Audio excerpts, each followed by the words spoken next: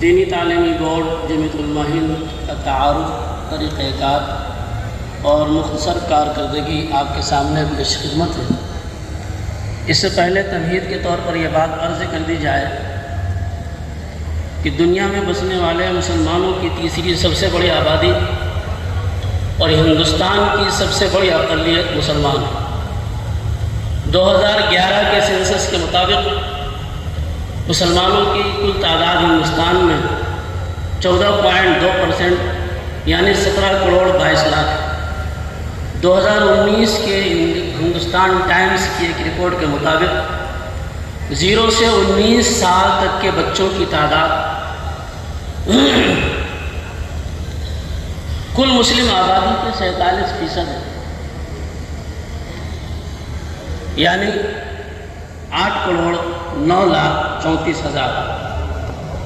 مسلمانوں میں 43% لوگ ان پڑھ ہیں اور 57% لوگ پڑھے لکھے کہے جاتے ہیں۔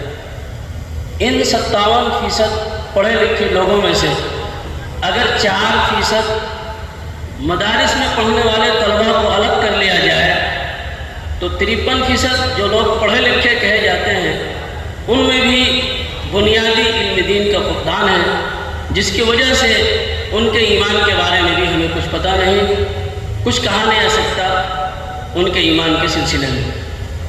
گویا کہ 43% اور یہ 53%، 96% مسلم بچوں کا ایمان خطرے میں ہے یا ان کے ایمان کے بارے میں ہمیں پتہ نہیں۔ اب سوال پیدا ہوتا ہے کہ ان کے ایمان کی حفاظت کون کرے گا؟ آیا حکومت؟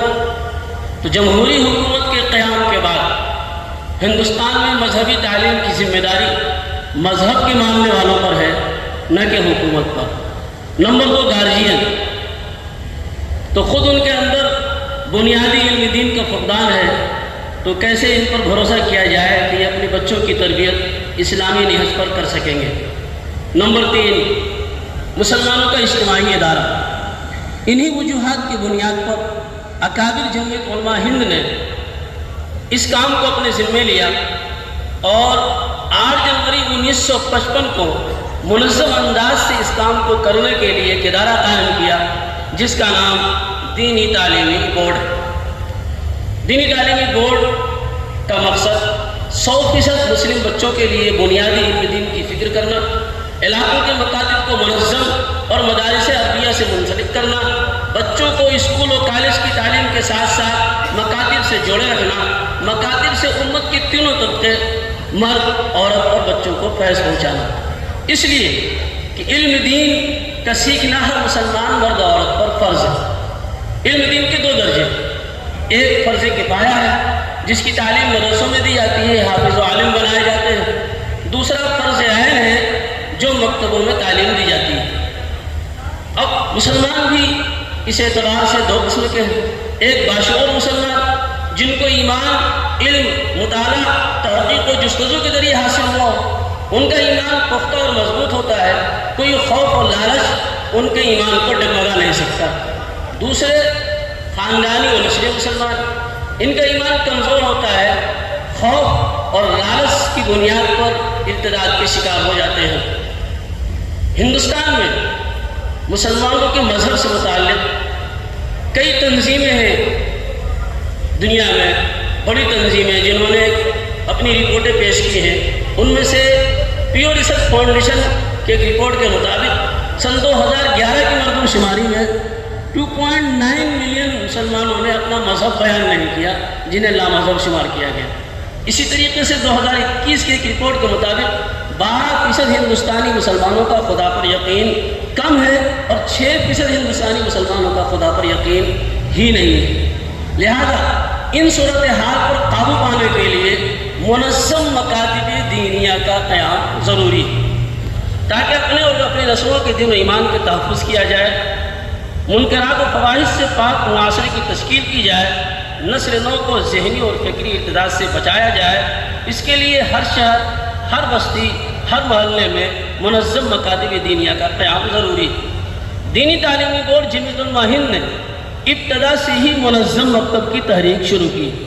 اس کے لیے جہاں نصاب مرتب کیے گئے، وہی نظام، طریقۂ تعلیم اور نگرانی کے طریقۂ کار بھی طے کیے گئے، لیکن وقت و حالات کے گزرنے کے ساتھ ساتھ جس طریقے سے امت مسلمہ نے مکاتب کے قیام سے کوتاہی برتنی شروع کی، وہیں رسمی مکتب کے قیام پر اتفاق کیا جانے لگا، جس کا نتیجہ یہ ہوا کہ مکتب سے امت کو جو فائدہ پہنچنا تھا وہ فائدہ حاصل نہیں ہو رہا ہے۔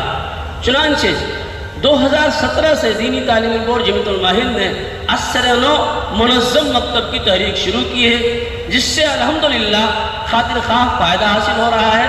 اس سے جہاں بچوں میں مکتب جانے کا شوق بڑھ رہا ہے، وہیں گارجین کے اندر مکاتب کے تئیں اعتماد بحال ہو رہا ہے۔